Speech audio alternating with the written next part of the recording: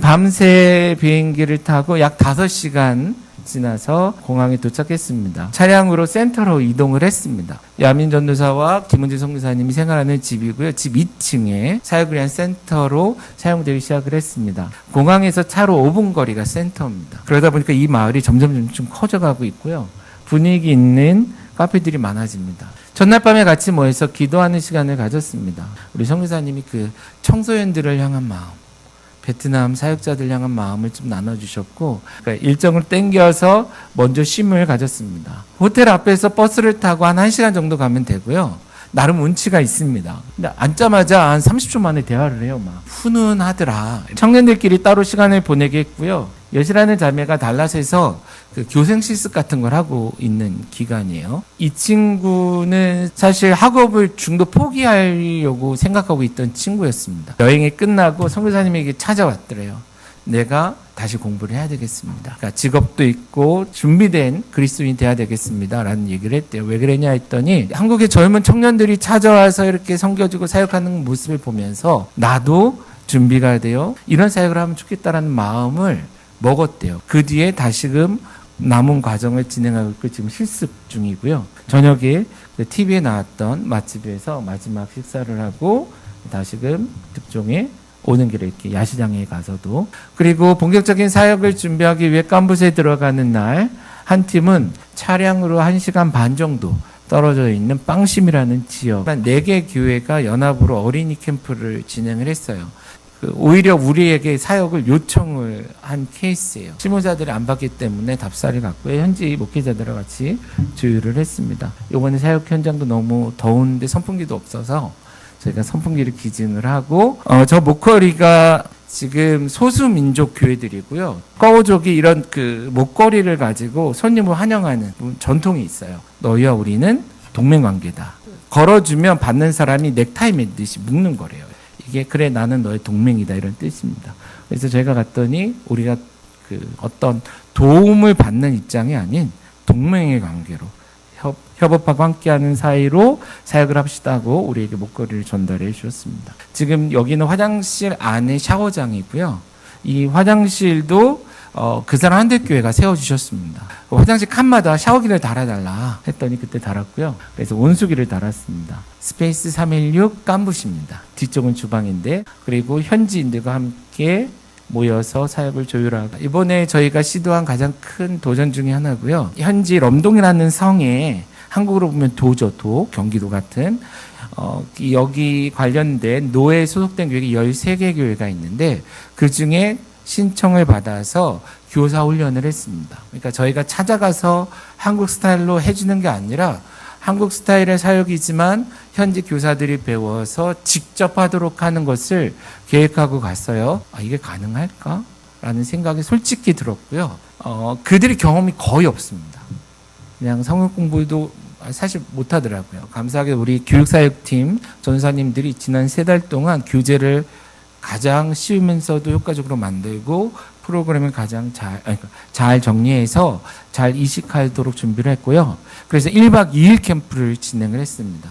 다시 감사드리는 건 식당과 화장실과 샤워장이 있었으니까 가능한 일입니다. 요한 전사님과 예강 전사님 그리고 다른 전사님들이 교대로 사역을 했고요. 이날 우리 선교사님 되게 힘들었습니다.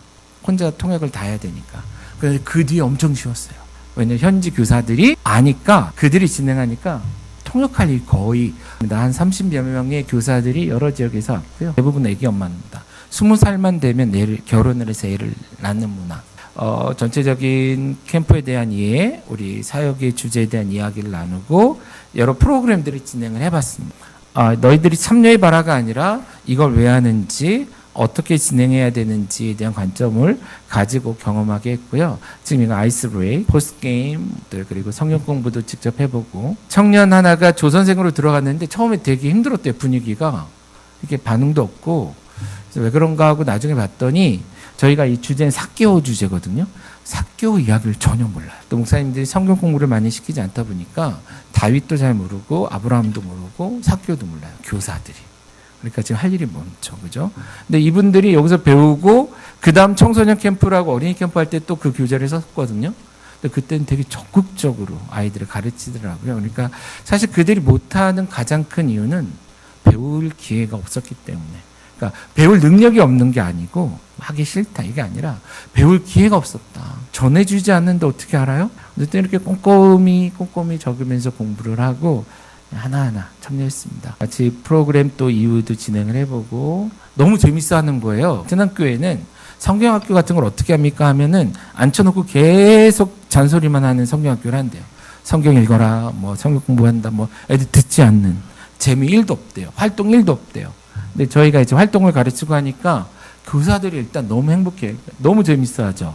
물풍선만 가지고 까르르 하는 여기가 그 화장실입니다. 이쪽이 남자, 이쪽이 여자고요. 칸마다 다 샤워기를 집어. 근데 이 공간들 덕에 저희가 사역을 되게 수월하게 할 수 있었습니다. 100명 정도가 식사를 해요. 사실 한국으로 보면 한 5, 60명 하기에도 좀 버거울 수 있는데 문화 자체가 원 테이블에 10명이 둘러서 먹는 걸 저 세트 하나가 10명 세트다 보시면 돼요. 저희가 이번에 사역을 끝내고 나올 때쯤 되니까 동네가 되게 조용해졌대요. 왜 그런가 했더니 동네 닭 다 잡혔어요. 식당 뒤에서 남자 성도들이 계속 닭 잡고 있어요. 이렇게 끝나고 뭐 청소년 사역, 뭐 어린 사역 할 때도 교사들 먹고 하잖아요. 그리고 저녁에는 조별 발표를 했습니다. 춤을 추거나 노래를 하거나 다른 교회는 다 처음이라 어색해 하는데 그러니까 이분들은 즐기더라고요. 이 사역을. 성역 공부도 그렇고 이것이 성교의 맛이다. 아이들과 같이 기도하고 활동을 했습니다. 이 교사들 중에 11명이 빵심 지역에서 왔습니다. 그리고 그들은 나중에 빵심 사역과 모든 것들을 되게 열심히 같이 동력하는 동기가 됐고요.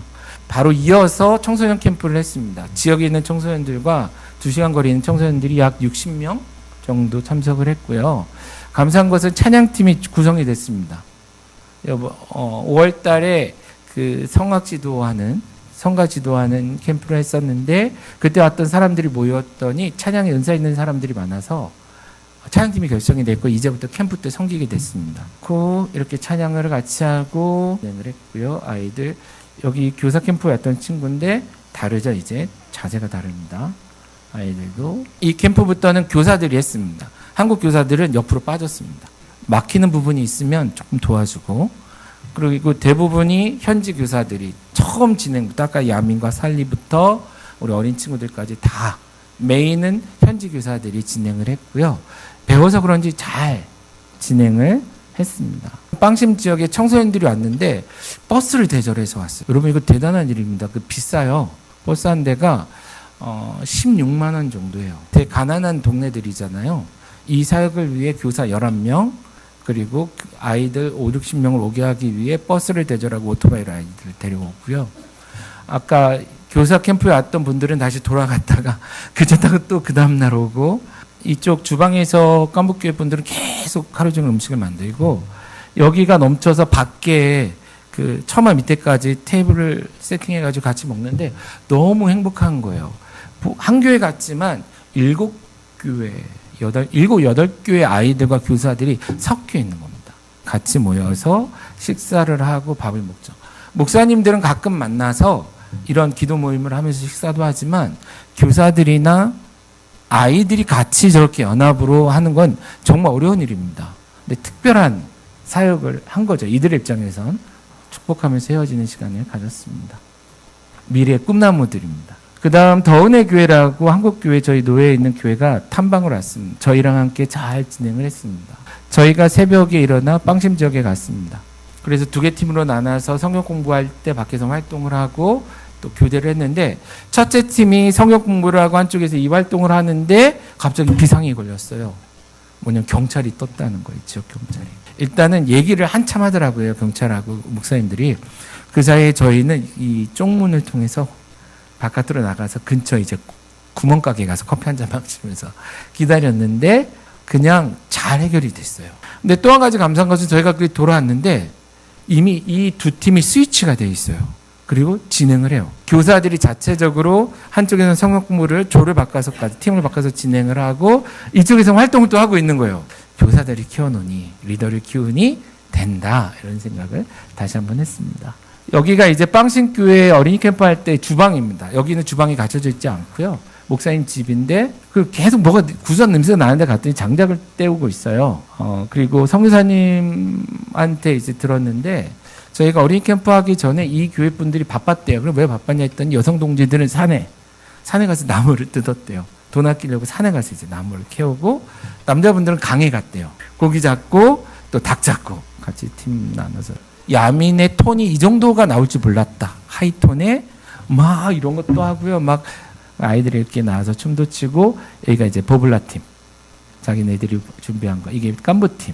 우리가 지도한 거고요. 작년에 저희가 가서 율동을 가르치고, 저희가 온 뒤에 자기들끼리 모여서 놀 때 자기들끼리 서로 가르치면서 연습했던 친구들. 제 계획은 다음에 교회마다 율동팀을 미리 준비시켜서 그 팀을 불러서 집수교육을 하고 경연을 붙일까. 아이들이 많이 모였습니다. 이때 막 비가 오기 시작했어요. 근데 저희 사역 기간 내내, 사역 동안에는 비로 인해 힘든 게 없었습니다. 끝나고 비 맞고 오토바이 타고 집에 가고. 여러분들하고 오늘 같이 읽은 말씀은 예수님께서 제자들에게 주신 마지막 말씀 중에 하나죠. 우리에게 주신 또한 선교 명령이기도 합니다. 많은 사람들이 선교를 선교사들이 하는 일, 교회가 하는 선교지를 위한 일로 생각하는데, 사실은 더 근본적으로 보면 선교라는 단어는 미션이죠. 사명이고 임무입니다. 그러니까 이 본문은 우리가 설교를 하지 않아도 여러분 늘 품에 품고 외워야 되는 거예요. 우리가 군인이었다면 상부에서 아니면 지휘부에서 우리 각 사람에게 임무, 지령을 내린 거죠. 너는 어디 가서 무엇을 해라. 그러면 이 임무를 잊어버리면 안 되는 거예요. 그죠? 늘 펴서 보면서 이게 내가 하는 일이야. 내가 해야 되는 일이야. 라는 것으로 주신 게 미션이에요. 임무인 거죠. 특정한 사람들에게만 주신 게 아니라 우리 모두에게 주신 것입니다. 여러분, 왜 선교해야 하는지를 얘기한다는 것 자체가 잘못된 거죠. 명령서를 받았는데 이거 왜 해야 돼요? 이건 아니죠. 해야 되느냐 말아야 되느냐를 투표하는 게 아니라 과연 언제 어디서 어떻게 이것을 효과적으로 해낼 것이냐 고민하는 게 맞겠죠. 이것이 이루어지게 하기 위해서 선교사, 또 현지인 사역자, 현지 목회자, 현지 교사, 현지 성도들과 함께 힘을 모아서 그 일을 하고 있는 겁니다. 그리고 한국에서도 마찬가지. 선교사가 해라, 뭐 건강한 교회가 해라, 누가 해라가 아니라 왜요? 우리의 사명이니까, 우리의 임무이니까 우리 건강한 교회 네트워크를 떠나서 우리 모두가 힘을 모아서 이 일을 해야 되는 겁니다. 왜요? 우리에게 주어진 임무입니까? 나에게 주어진 거니까. 여러분 한 사람 한 사람에게 주어진 것이니까 라는 것입니다. 이런 일을 대할 때마다 늘 기억하셨으면 좋겠습니다. 늘 기억하셨으면 좋겠어요. 내일이었다. 내가 해야 하는 거였다. 내가 저기 있어야 했다. 비록 지금 갈 수 없지만 그러나 나는 기도로, 나는 때로는 후원으로, 때로는 응원함으로 무엇으로인가 같이 해야 하고 같이 하고 있고 같이 할 것이다라고 다짐할 수 있으면 좋겠다라는 거예요. 그런 마음이 있다면 불가능해 보이는 일이 이루어지는 것이죠. 9명, 10명이 갔어요. 저를 포함해서. 베트남어는 신짜오 정도밖에 못하는 아이들이 갔는데 수백 명의 수백 명까지는 아니에요. 좀 오버했네요. 어쨌든 수십 명의 혹은 100명이 넘는 아이들과 교사들을 훈련시켜 그들이 이제 움직이기 시작해요. 놀라운 변화가 시작이 됐습니다. 찬양팀이 움직이고 있어요. 율동팀이 움직이고 있죠. 그리고 저희가 온 다음에 또 한 팀이 다른 교회가 가서 이제 어린이 캠프를 준비하는데 깐부교회 교사들이 오전부터 아이들을 모았어요. 그 가성교회라는 그 교회는 오후에 들어오거든요. 오후 프로그램 준비했는데 저도 몰랐어요. 깜짝 놀라서 아이들하고 사진을 찍어 올린 거예요. 뭔가 했더니 현지 여자 교사 청년들 몇 명이 아이들을 일찍 불렀어요. 일찍 불러서 교사 캠프, 청소년 캠프, 어린이 캠프에서 했던 활동들을 아이들하고 해보는 거예요. 진행을 해봐요. 아이들이 재밌어 하면서 해요. 자발적으로. 할 수 있는 거였어요. 우리가 할 수 있었다면 그들도 할 수 있는 거죠. 그래서 우리는 못할 거라고 생각하고 기대하지 않았고, 니네는 못하니까 우리가 하는 거 봐라. 우리가 잘하니까 우리 거 보고 즐겨라, 배워라. 배운다라는 것도 우리가 얼마나 훌륭한지를 배워라. 이런 사역을 우리가 주로 하지 않았냐라는 거죠. 그러나 할 수 있다라는 겁니다. 그것이 우리가 보게 된 하나님의 열매였습니다. 사역의 열매였던 거예요. 준비해서 전했더니 그들 앞에서 성경을 가르치고 프로그램을 준비하고 아이들을 품에 안고 어색해하죠. 처음에 어색해하는데 교사 캠프 때 손잡고 기도했더니 기도 제목 물어보고 안아주고 기도했더니 아이들을 그렇게 하더라라는 거예요. 하나하나 찾아가서 만져주더라라는 거예요. 할 수 있는 것입니다. 그것을 통해 우리가 깨달은 것은 풀어놓아 자유롭게 하라 하신 것처럼 하나님의 은혜가, 말씀의 능력이, 복음의 능력이 선교사역이 흘러가게 해야 된다는 것이죠. 계속 한 곳으로 쏟아 부어져서 흘러가게 하는 것. 그것이 우리가 센터를 세우고, 그것이 우리가 그곳에 사역자를 세우고, 야민에게 그렇게 몇 년 동안 후원도 하고 사역훈련도 하고, 때로는 그들이 이곳에 오게 해서 배우게 하고, 우리가 또한 가야 하는 이유가 거기 있는 겁니다. 근데 그렇게 했더니 흘러가더라라는 거예요. 큰 돈이 없어도 돼요. 정말 진짜 경제적인 사역을 치렀어요. 뭐 대단한 거 저희는요 선물 하나도 안 줬어요. 다른 교회는 와서 과자 뭐 이 대단한 거 초코파이 하나 줬다.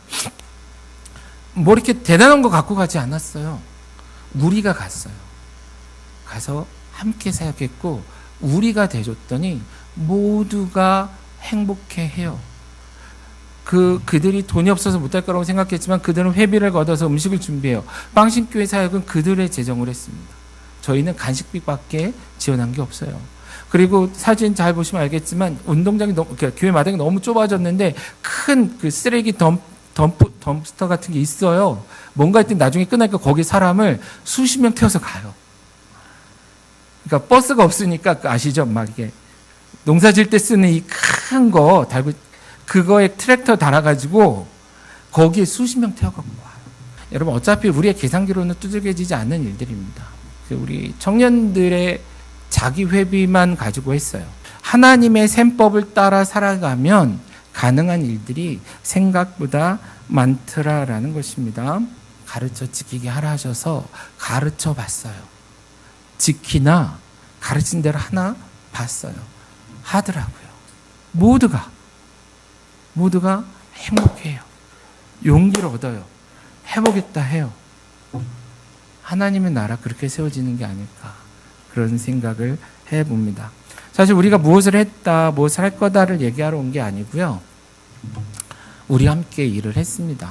감사의 말을 전하고 싶어서 왔고 성교사님도 그런 마음을 계속 표현하고 있습니다. 그래서 그것을 대신 전하고자 오늘 왔습니다. 감사합니다.